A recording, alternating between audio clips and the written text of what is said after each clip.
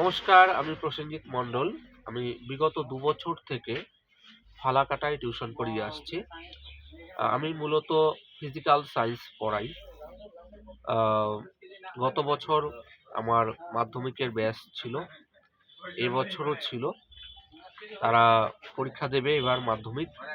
তো 3rd মাধ্যমিকের যে ব্যাচ শুরু হচ্ছে, শুধুমাত্র মাধ্যমিকই নয়, 5 থেকে 10 পর্যন্ত বিজ্ঞান বিষয়গুলো আমি পড়াই। আর মূলত আমি ফিজিক্যাল সায়েন্সটাই পড়াই আরকি। আর আ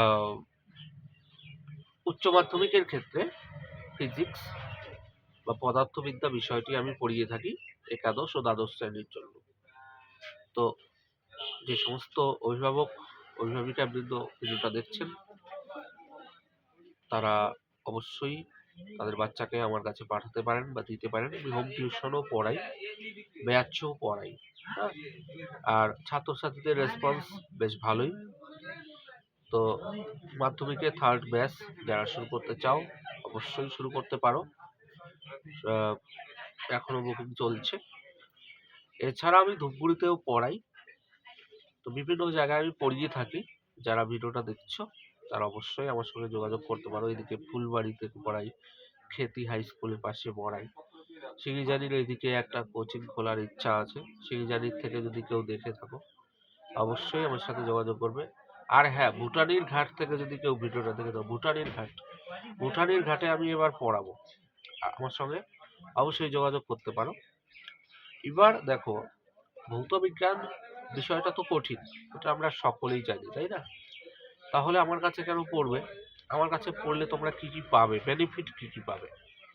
প্রথমত, কোয়ালিটি নোটস। দেখো, কোয়ালিটি নোটস ছাড়া ভালো মার্কস পাওয়া যায় না। তুমি যে সাবজেক্টের কথাই বলো না কেন, কোয়ালিটি নোটস লাগবে। আর ভৌত বিজ্ঞানের টু দা পয়েন্ট না লিখলে ফুল মার্কস পাওয়া যায় না। কিভাবে লিখতে হয় সেটা যেমন শেখানো হবে। তারপরে ডিটেলসে ক্লাস, প্রত্যেকটা চ্যাপ্টার ভালো করে আগে বোঝানো হবে, তারপরে নোটস দেওয়া হয়।